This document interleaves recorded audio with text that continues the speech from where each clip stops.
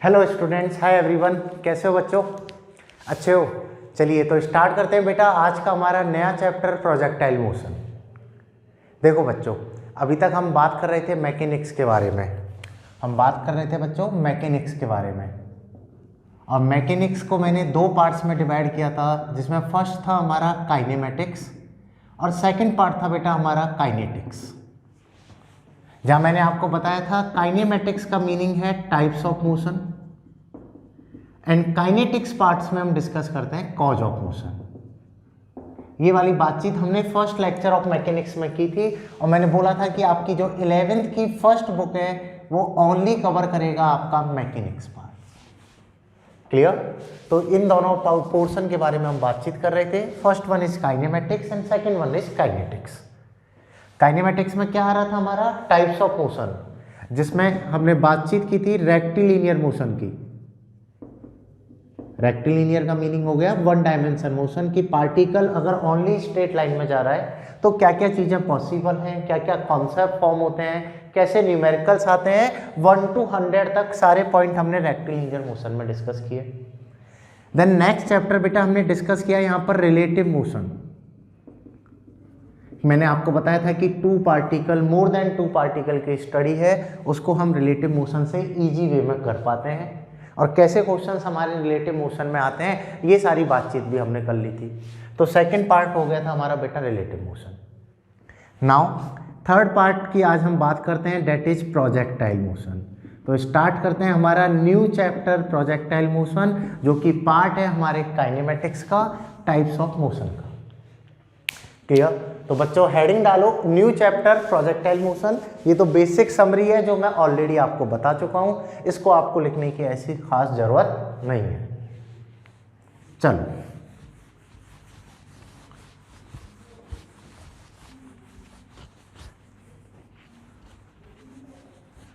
तो बच्चों चैप्टर की स्टार्टिंग ठीक उसी तरीके से करते हैं जैसे हम पहले करते हुए आए हैं। सबसे पहले बात करेंगे चैप्टर के नेम का मतलब क्या है, चैप्टर में क्या क्या कॉन्सेप्ट हमारे कवर होंगे, और किस किस टाइप के हमारे न्यूमेरिकल्स नीट एग्जामिनेशन में आते हैं। हम स्टार्ट करेंगे एकदम बेसिक ऑफ चैप्टर से, और एंड फाइनल न्यूमेरिकल्स तक हम जाएंगे कि अल्टीमेटली किस टाइप तक के न्यूमेरिकल, किस डिफिकल्टी लेवल तक के क्वेश्चंस हमें सॉल्व करने हैं। तो ये सारी चीज़ों का डिस्कशन आज के लेक्चर से हम स्टार्ट करेंगे, दैट इज प्रोजेक्टाइल मोशन। तो देखो बच्चों, प्रोजेक्टाइल मोशन में फर्स्ट वर्ड आता है आपका मोशन, जिसका सिंपल सा मीनिंग है मूवमेंट। दैट मीन्स हम यहाँ पे बातचीत तो कंप्लीटली मूवमेंट के बारे में करने वाले हैं, और वो कैसा मूवमेंट होने वाला है हमारा प्रोजेक्टाइल मूवमेंट, जिसका सिंपल सा मीनिंग है पैराबोलिक। अगर मैं प्रोजेक्टाइल वर्ड के मीनिंग की बात करूं तो इसका मतलब होता है parabolic. That means parabolic path का जो भी मूवमेंट है उससे रिलेटेड स्टडी हम प्रोजेक्टाइल मोशन चैप्टर में करते हैं। तो सबसे पहले यही समझ लेते हैं कि ये पैराबोलिक मूवमेंट कब होता है, कैसे होता है। ठीक है, इनके कुछ एग्जाम्पल, रियल लाइफ एग्जाम्पल्स के बारे में बातचीत कर लेते हैं। और पैराबोलिक मोशन जो हमने जनरली ऑब्जर्व किया हुआ होता है, मोस्टली जो भी हमारे स्पोर्ट्स गेम्स हैं उनमें पैराबोलिक मोशन को हम ऑब्जर्व करते हैं। जैसे मैं अगर फुटबॉल की बात करता हूँ, फुटबॉल को आपको किक करके गोल पोस्ट तक पहुँचाना है, तो आप जैसे ही फुटबॉल को किक करोगे तो फुटबॉल ऐसे पैराबोलिक पाथ में मूव करते हुए गोल पोस्ट तक चले जाते हैं। तो ये जो मूवमेंट है, इन मूवमेंट को हम क्या बोलते हैं, पैराबोलिक मूवमेंट। कि एक पैराबोला जैसा पाथ अगर फॉर्म हो रहा है, नॉट एग्जैक्टली सर्किल, सर्किल की बात नहीं कर रहा हूं मैं, पैराबोला जैसा अगर पाथ फॉर्म हो रहा है, that motion is called parabolic motion और प्रोजेक्टाइल मोशन। कि आप क्रिकेट खेल रहे हो, जैसे ही आपने बॉल को हिट किया तो बॉल स्टेडियम तक जाएगी, तो वो पैराबोलिक पाथ फॉलो करेगी, और ये जो पैराबोलिक पाथ का मूवमेंट है that is called projectile motion. जो आपने जनरली देखा है कि मैं कोई भी बॉल को या कोई भी कॉइन को ऐसे फेंकता हूं तो कॉइन भी ओवरऑल पैराबोलिक पाथ में मूव करता हुआ जाएगा। तो आज के हमारे लेक्चर में स्टार्ट होने वाला है यही पैराबोलिक मोशन। इसी प्रोजेक्टाइल की बातचीत करेंगे, कैसे प्रोजेक्टाइल होता है, क्या कारण होता है ऐसा पाथ बनने का, और क्या क्या कॉन्सेप्ट हमारे इसमें से निकलते हैं। ये सारी चीजें हम एक बार चेक कर लेते हैं। तो देखो बच्चों,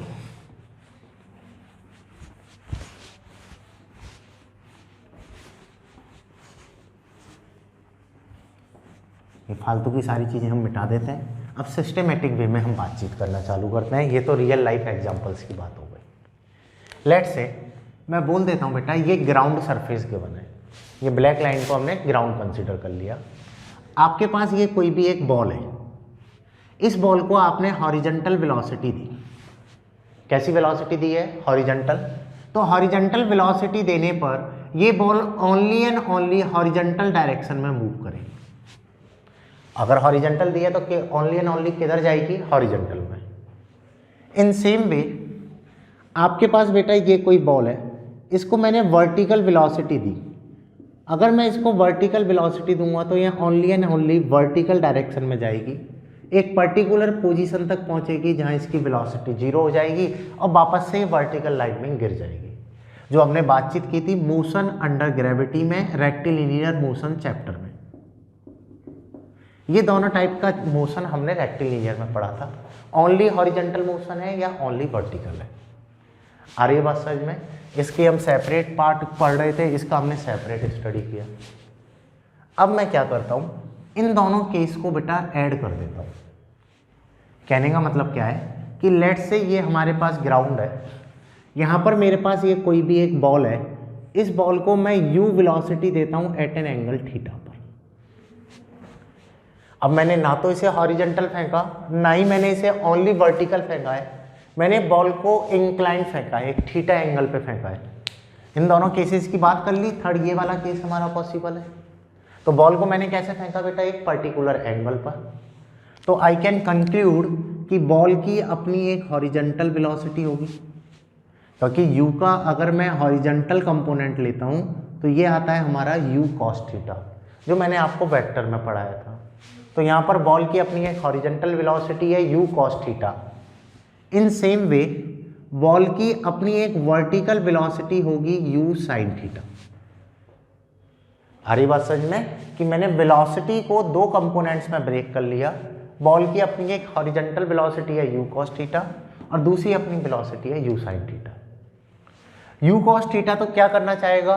बॉल को हॉरिजॉन्टल खींचना चाहेगा कि भाई तू हॉरिजॉन्टल चल, तुम आगे चलो, ठीक है। और u sin थीटा क्या करना चाहेगा? बॉल को ऊपर खींचना चाहेगा कि तुम ऊपर चलो। आ रही बात समझ में? बट दोनों इवेंट एक साथ हो रही हैं, तो बॉल अब आगे भी जाएगी और ऊपर भी जाएगी। u cos थीटा आगे भी खींच रहा है और ये u sin थीटा ऊपर भी खींच रहा है, तो बॉल को आगे भी जाना है और बॉल को ऊपर भी जाना है। और आपने पढ़ा है बेटा कि बॉल पर ऑल टाइम डाउनवर्ड डायरेक्शन में ग्रेविटेशनल एक्सीलरेशन लगेगा, जो बॉल को चाहेगा नीचे आए, जिसके कारण बॉल एक पर्टिकुलर हाइट पर जाके उसकी वेलोसिटी 0 हो जाती है। ये पूरा कॉन्सेप्ट हमने डिस्कस किया था। अगर मैं इस चीज़ को यहाँ अप्लाई करूँ तो u cos थीटा आगे ले जा रहा है, u sin थीटा ऊपर ले जा रहा है और बॉल एक पर्टिकुलर हाइट तक ही जाएगी, क्योंकि एक पर्टिकुलर हाइट पर इसकी वेलोसिटी 0 हो जाएगी। उसके बाद फिर बॉल हमारी नीचे गिरना चालू होगी। तो ओवरऑल ये जो जर्नी होगी बॉल की, ये जर्नी होगी बेटा पैराबोलिक मोशन। ओवरऑल जो बॉल पाथ फॉलो करेगा, that path is called parabolic path और projectile path, and that type of motion is called projectile motion. ये है कहानी प्रोजेक्टाइल की, कि सिंपल है कि मैंने क्या किया है, यहाँ पर बॉल को हॉरिजॉन्टल एंड वर्टिकल दोनों डायरेक्शन में फेंक देता हूँ तो बॉल प्रोजेक्टाइल पाथ बनाती है। ओनली हॉरिजॉन्टल में फेंकता हूँ तो रेक्टिलिनियर, ओनली वर्टिकल में फेंका तो रेक्टिलिनियर। जब दोनों में फेंक दिया तो क्या हो गया अपना प्रोजेक्टाइल। तो रेक्टिलिनियर का अगला केस हो गया, एक तरीके से एडवांस वर्जन हो गया कि दोनों डायरेक्शन में फेंका है, इसलिए इसने प्रोजेक्टाइल पाथ बनाया, इसलिए इसने प्रोजेक्टाइल मोशन फॉलो किया। आ रही बात समझ में बेटा? तो ये जो हमारा प्रोजेक्टाइल मोशन है, हम प्रोजेक्टाइल में इसी से रिलेटेड सारे कॉन्सेप्ट की बात करते हैं, हर इन्फॉर्मेशन की बात करेंगे और इनसे बनने वाले न्यूमेरिकल्स की बातचीत करेंगे। और प्रोजेक्टाइल को पढ़ने का एकदम आसान तरीका है, अगर आपने रेक्टिलिनियर अच्छे से पढ़ा हुआ है, आपने समझा हुआ है हॉरिजॉन्टल मोशन को और वर्टिकल को, तो हॉरिजॉन्टल और वर्टिकल मोशन ही प्रोजेक्टाइल है। बस यहाँ पे दोनों मोशन को एक साथ पढ़ने वाले हैं, या मैं ऐसे बोल दूं, दो मोशन को हम पढ़ने वाले हैं, एक बार हम हॉरिजॉन्टल पढ़ लेंगे, एक बार हम वर्टिकल पढ़ लेंगे, तो पूरा प्रोजेक्टाइल आ जाएगा अपना। और हमने ऑलरेडी ये पढ़ा हुआ है, मतलब पूरा प्रोजेक्टाइल हमने पढ़ा हुआ है, ठीक है। तो बस मुझे एक बार आपको रिवाइज कराना है आपका रेक्टिलिनियर मोशन, प्रोजेक्टाइल तो आपको आता ही है।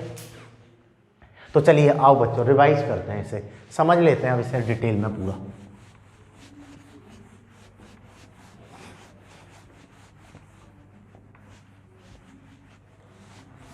देखो यहाँ पर जैसे ही मैंने बॉल को यू से थीटा पे फेंका तो बॉल की अपनी एक हॉरिजेंटल वेलोसिटी थी, बॉल की अपनी एक वर्टिकल वेलोसिटी थी, जिसके कारण ओवरऑल इसने पैराबोलिक पाथ फॉलो किया। That mean ball 1 dimension horizontal में भी जा रहा है और 1 डायमेंशन वर्टिकल में भी जा रहा है। तो I can say it is an example of 2 dimension motion. If I write first point तो that is an example of 2 dimension motion. यहाँ पर दोनों डायरेक्शन में मूवमेंट हो रहा है, हॉरिजेंटल एंड वर्टिकल, इसलिए ये किसका एग्जाम्पल हो गया, 2 डायमेंशन का। First point. नेक्स्ट पॉइंट, ये बेटा पैराबोलिक पाथ बना, उसका एक बहुत बड़ा रीजन है यहाँ पर हमारा ग्रेविटी, कि ग्रेविटी इसको कंटिन्यूसली पुल कर रहा था, इसलिए इसकी vertical velocity top most point पर 0 हो गई। वर्टिकल वेलोसिटी जो vy है वो टॉप मोस्ट पॉइंट पर 0 हो गया, तो फिर बॉल नीचे आई तो ओवरऑल ये पैराबोलिक पाथ फॉर्म हो गया। So this motion followed under gravity. Gravity के इन्फ्लुएंस में ये मोशन हमारा फॉलो होता है। आ रही बात समझ में? तो यहाँ पर this motion followed under gravity, that's why we also called motion under gravity in 2 dimension. In some books you will read that line कि motion under gravity in 2 dimension is called projectile motion. तो इस line से भी आप confuse मत होना। Now next point, अगर मैं अगले पॉइंट की बात करूं तो here we consider g is a constant. देखो बच्चों ये बात मैंने आपको मोशन अंडर ग्रेविटी में भी बताई थी, रेक्टिलिनियर मोशन में, कि जनरली जो हाइट का मूवमेंट होता है वो मीटर्स में होगा, 100 ऑफ मीटर्स और थाउजेंड्स ऑफ मीटर्स में होगा, ठीक है। तो वहाँ पर g का जो चेंज होता है वो ऑलमोस्ट नेग्लिजिबल होता है, ठीक। तो हम here consider g is a constant. यहाँ पर हम पूरी जितनी भी कैलकुलेशन हम प्रोजेक्टाइल की करेंगे g को हम कांस्टेंट मान कर करते हैं, ठीक है। तो यहाँ पर g हमारा क्या रहेगा, कांस्टेंट। नेक्स्ट कंसीडर हम करते हैं air friction is not present. अगला अजम्पशन हम एक कंसीडर करते हैं कि एक्चुअल में एटमॉस्फेयर में एयर फ्रिक्शन भी है, ठीक है। एयर की कोई ना कोई वेलोसिटी होगी, वो रजिस्ट करेगी तो कुछ पैरामीटर्स में चेंज हो जाएगा अगर मैं रियल लाइफ में बात करूं। बट यहाँ पर हम कंसीडर कर लेते हैं कि एयर फ्रिक्शन जो है वो प्रेजेंट नहीं है, उसके रेस्पेक्ट में हमें कोई कैलकुलेशन नहीं करनी होती, तो हमें ईजी होता है अपने स्टैंडर्ड डेटास को निकालना। और आपके क्वेश्चंस भी नहीं आएंगे एयर फ्रिक्शन नॉट प्रेजेंट वाली ही प्रॉब्लम हमारे सिलेबस में है, तो इसलिए ये हमारे लिए एक प्लस पॉइंट है। तो ये बेसिक 4 पॉइंट्स हैं जो हम समराइज करते हैं प्रोजेक्टाइल मोशन की स्टार्टिंग के लिए। क्लियर बच्चों? तो ये तो हो गया हमारा प्रोजेक्टाइल मोशन के नॉर्मल पॉइंट। अब बात करते हैं हम कॉन्सेप्ट की, जो मेन चीज़ है जहाँ पे हमारे क्वेश्चंस बनने वाले हैं। तो अब हम डिस्कस करते हैं क्या क्या कॉन्सेप्ट है। तो देखो भाई एक बार वापस से समझ लेते हैं कि यहाँ पर सर ये बॉल थी, बॉल को u वेलोसिटी से थीटा एंगल पे फेंका, तो ओवरऑल इसने पैराबोलिक पाथ फॉलो किया, ठीक है। जब इसने पैराबोलिक पाथ फॉलो किया तो इसको इस कंप्लीट जर्नी का कोई ना कोई टाइम लगा होगा, तो आपसे पूछ लेता है कि वो टाइम क्या है, ठीक है।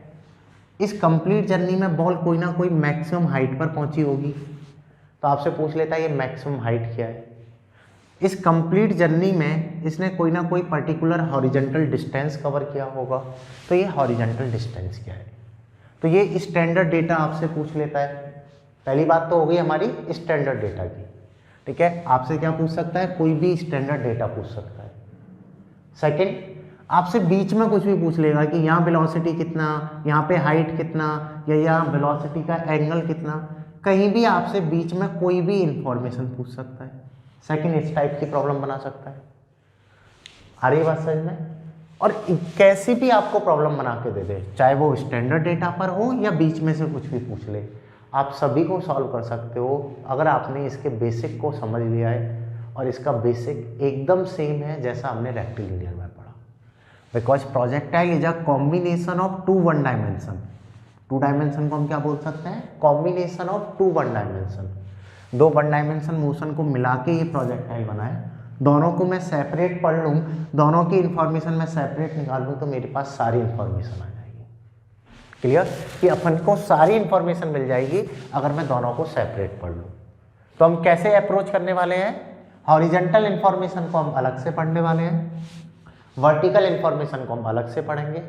हॉरिजेंटल इंफॉर्मेशन से हॉरिजेंटल डेटा निकल जाएगा, वर्टिकल इंफॉर्मेशन से हमारा वर्टिकल डेटा निकल जाएगा और हमारे सारे आंसर्स आते चले जाएंगे। तो बस इस बात को आप अच्छे से समझ लेना। आज का जो लेक्चर है ये सबसे इंपॉर्टेंट है। अगर आपने ये बेसिक समझ लिया, आप प्रोजेक्टाइल के सारे क्वेश्चन सॉल्व कर लोगे, चाहे आप नीट के लिए प्रिपेयर कर रहे हो, चाहे आप जेईई मेंस के लिए, जेईई एडवांस के लिए, even for olympiad, her question को सॉल्व कर सकते हो। आपने इसके बेसिक को पकड़ लिया तो हम पूरे कॉन्सेप्ट को बेसिक से समझते हैं। देखो बच्चों, अगर मैं कॉन्सेप्ट में बात करूं तो मेरे पास गिवन डेटा क्या है, पहले मैं वो लिख लेता हूं। तो मैंने बोला है आपको इनिशियल वेलोसिटी गिवन है कि बॉल को इनिशियल वेलोसिटी u से फेंका है, इनिशियल वेलोसिटी गिवन है। अगर मैं इसको बेटा हॉरिजॉन्टल और वर्टिकल में तोड़ता हूं तो हॉरिजॉन्टल इनिशियल वेलोसिटी हमारी कितनी है, u cos theta, and vertical initial velocity कितनी है अपनी, u sin theta. Here horizontal initial velocity is u cos theta and vertical initial velocity is u sin theta। ये तो हमें इनिशियल इंफॉर्मेशन है।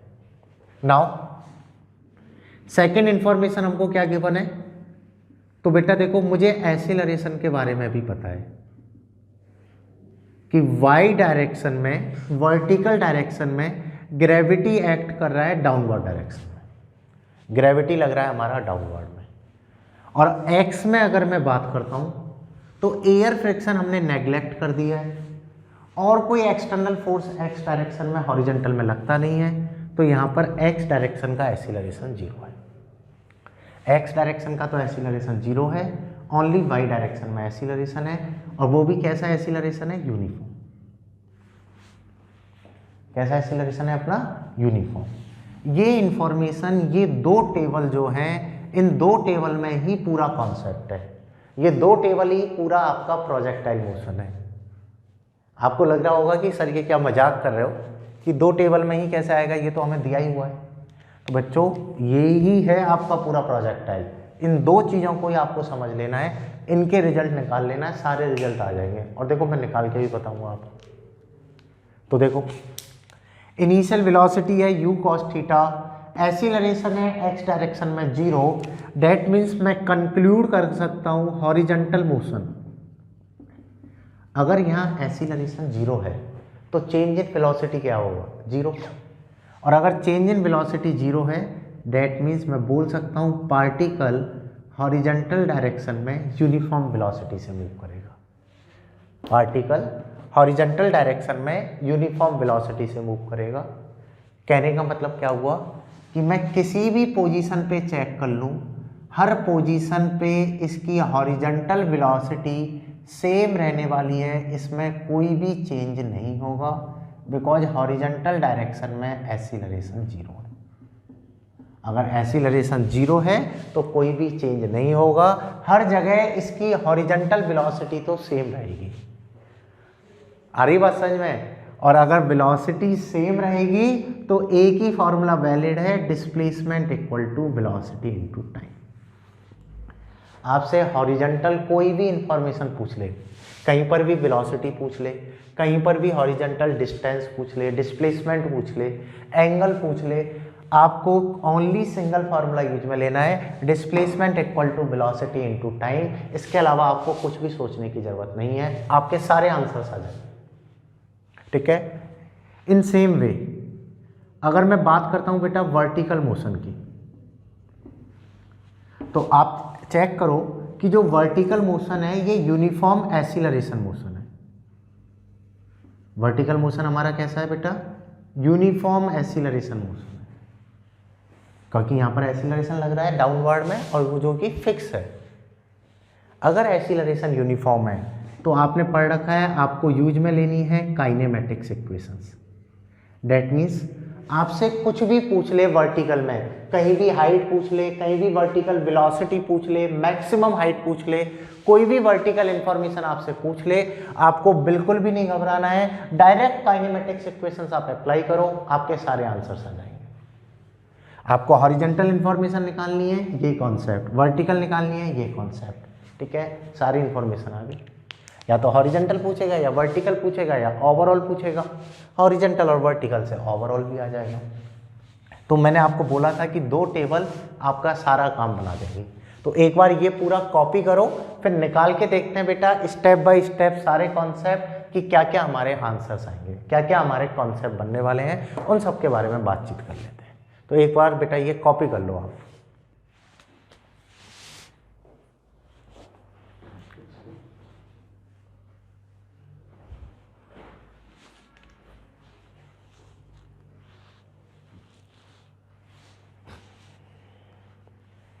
चलिए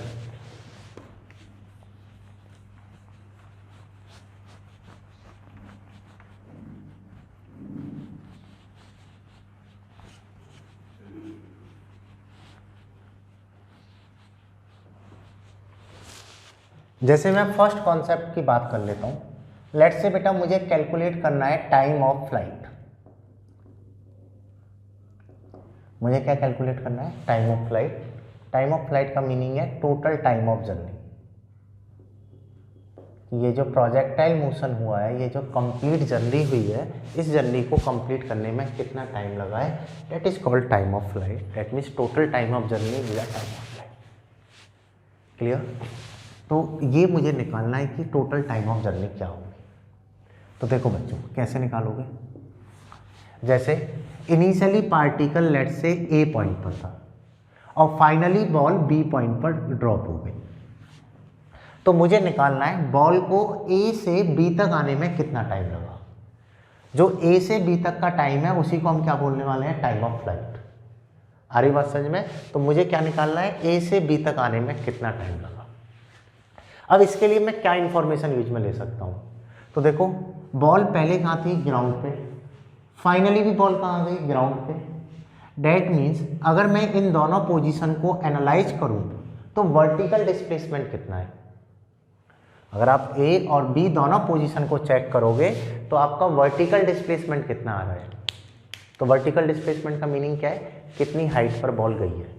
हॉरिजॉन्टल का मीनिंग है कितना आगे बॉल गई है। वर्टिकल डिस्प्लेसमेंट का मीनिंग है बच्चों कितनी हाइट पर बॉल गई है। तो अगर मैं चेक करूं पहले भी बॉल ग्राउंड पर थी, फाइनली भी बॉल ग्राउंड पर है, दैट मीन्स बॉल ने कोई भी हाइट कवर नहीं की। दैट मीन्स बॉल का ओवरऑल वर्टिकल डिस्प्लेसमेंट 0 है। क्या कॉन्सेप्ट बना कि when time is equal to time of flight, that is denoted by capital T. When time is equal to time of flight, then vertical displacement is 0.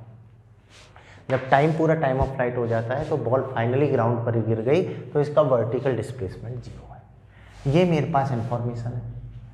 अब देखो बेटा मैं इस इंफॉर्मेशन को अप्लाई करता हूँ। आपके पास कौन सी इंफॉर्मेशन है? वर्टिकल। वर्टिकल इंफॉर्मेशन के लिए कौन सा केस आ गया? Uniform acceleration. मतलब क्या अप्लाई करने वाले हो? इक्वेशंस। आपको क्या निकालना है? टाइम। आपके पास डिस्प्लेसमेंट है, टाइम ऑफ डिस्प्लेसमेंट को कनेक्ट करती है second equation s equal to u t plus half a t square. सही है बात? और बेटा अगर मैं वर्टिकल इन्फॉर्मेशन यूज में ले रहा हूँ तो मुझे पूरा वर्टिकल डेटा ही यूज में लेना है। बस इतनी सी बात याद रखना, वर्टिकल इन्फॉर्मेशन के लिए वर्टिकल डेटा, हॉरिजेंटल इन्फॉर्मेशन के लिए हॉरिजेंटल डेटा ही यूज में लेना है। तो आओ पुट करते हैं। जब टाइम कैपिटल टी है तो y कितना है? 0, मतलब vertical displacement 0। Vertical initial velocity तो ये कितनी है? u sine theta. कौन सी डायरेक्शन में? अपवार्ड। लेट से मैं अपवार्ड डायरेक्शन को पॉजिटिव ले लेता हूँ। तो बेटा यहाँ पर वर्टिकल वेलोसिटी तो क्या आ गई? u sine theta. कितनी आ गई vertical velocity? u sine theta. ठीक है, टाइम किसके इक्वल हो गया? टाइम ऑफ फ्लाइट के, plus half acceleration in y direction कितना है? g। किधर लग रहा है? डाउनवर्ड। अपवर्ड को मैंने पॉजिटिव लिया है तो डाउनवर्ड क्या हो गया? नेगेटिव। तो एक्सीलरेशन कितना आ गया हमारा? -g। और ये क्या हो जाएगा हमारा? टाइम का होल स्क्वायर। ये हमारा क्या होगा? टाइम का होल स्क्वायर। क्लियर। तो देखो बच्चों, अगर मैं इसे सॉल्व करता हूँ तो इसको मैं इधर लाऊंगा तो u sine theta T that is equal to क्या होगा, half G T square. Clear. t से तो स्क्वायर कैंसिल आउट हो गया, that means time of flight which is equal to आ जाएगा आपका 2u साइन थीटा अपॉन जी। कि कोई भी बॉल को अगर मैंने ऊपर फेंका है, प्रोजेक्टाइल में फेंका है, तो इसका कंप्लीट टाइम ऑफ फ्लाइट, इसका कंप्लीट टाइम ऑफ जर्नी होगा 2u sine theta upon G. ये इसका सिंपल सा अप्रोच है कि वर्टिकल डेटा से मैंने वर्टिकल इंफॉर्मेशन निकाल ली। आ रही बात समझ में। और ये इसकी मेन नींव है, ये इसकी जान है प्रोजेक्टाइल की। बस इस बात को समझ लो, सारी इन्फॉर्मेशन आती जाएगी। ऐसे हम सारी इन्फॉर्मेशन निकालेंगे, हर टाइप का न्यूमेरिकल हम सॉल्व करेंगे। तो कितना हो गया time of flight, 2u sine theta upon G. आ रही बात समझ में। तो बच्चों ये वाली बात है, आप कॉपी कर लो, देन चेक करेंगे नेक्स्ट इन्फॉर्मेशन। Clear, okay. जैसे सेकंड है हमारा रेंज। तो सबसे पहले तो मैं आपको बता देता हूँ रेंज क्या है बेटा। It is the total horizontal distance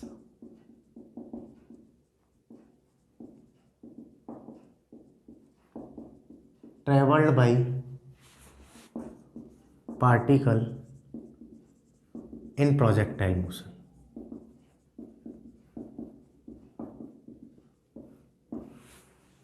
ठीक है, कि टोटल हॉरिजेंटल डिस्टेंस जो प्रोजेक्टाइल मोशन में कवर हो रहा है that is called range.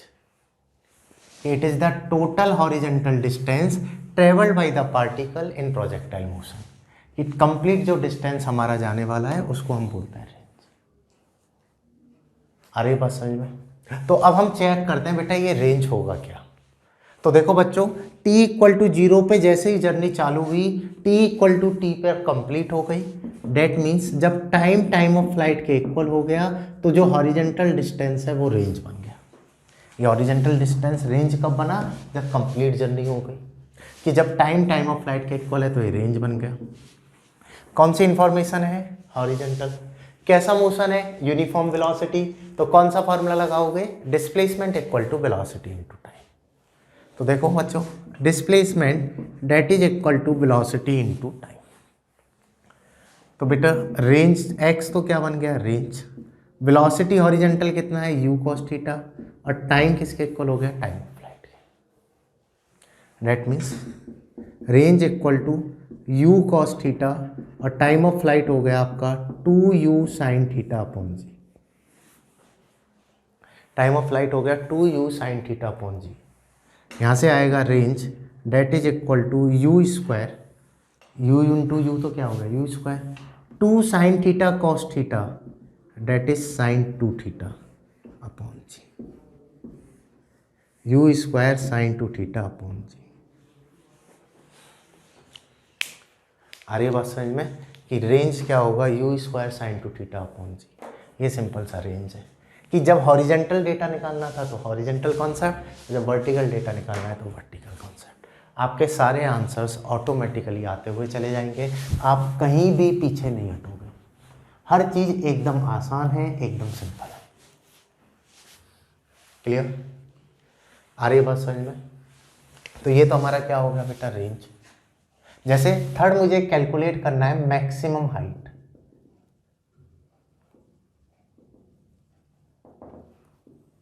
Third मुझे कैलकुलेट करना है मैक्सिमम हाइट क्या होगा। तो देखो बच्चों, मैक्सिमम हाइट मतलब वर्टिकल डेटा। कौन सा डेटा निकालना है, वर्टिकल। अब अगर इसे आप एनालाइज करो तो पार्टिकल u साइन थीटा से ऊपर जा रहा था, और कब तक ऊपर जाएगा, जब तक इसकी वर्टिकल वेलोसिटी 0 ना हो जाए। क्योंकि ऊपर तो वर्टिकल वेलोसिटी ले जाएगी, जैसे ही वर्टिकल वेलोसिटी 0 होगी वैसे ही पार्टिकल ऊपर जाना बंद कर देगा, अब वापस से नीचे आएगा। क्लियर। तो मुझे निकालना है कि ये वर्टिकल हाइट, मैक्सिमम हाइट क्या है, वर्टिकल डेटा है, वर्टिकल इंफॉर्मेशन लेते हैं। उसके लिए हमें कहाँ जाना होगा, इक्वेशंस के पास। मतलब कि वी स्क्वायर इक्वल टू है you square plus 2as। Final vertical velocity क्या हो गई, 0, जब हमारा वर्टिकल डिस्प्लेसमेंट क्या बन गया, मैक्सिमम है। तो कहने का मतलब क्या हुआ, final zero, initial U square sine square theta, acceleration minus G और ये एच। तो यहाँ से एच आएगा U square sine square theta upon two जी।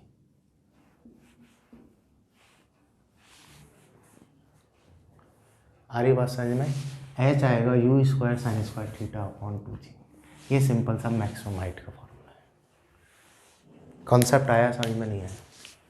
तो हमें कोई भी इंफॉर्मेशन निकालनी है, ये बेसिक है। इनिशियल डेटा लिख लिया, वेलोसिटी एक्सीलरेशन का, मोशन एनालाइज कर लिया, हॉरिजॉन्टल यूनिफॉर्म वेलोसिटी से होगा, वर्टिकल यूनिफॉर्म एक्सीलरेशन से होगा। आपकी सारी प्रॉब्लम इससे ही सॉल्व हो जाएगी। पूरा की पूरा प्रोजेक्टाइल आप चुटकियों में समझ सकते हो, कहीं कोई भी डाउट नहीं आएगा। आई बात समझ में? तो बेटा ये सारे रिजल्ट आप कॉपी करो, then will continue next result की बीच में से अगर कुछ पूछ ले तो कैसे निकालना है, और इन पर हम बात करेंगे न्यूमेरिकल्स की। Clear? So thank you for watching this video. Still if you have any query, so you can ask on our Telegram group. Thank you.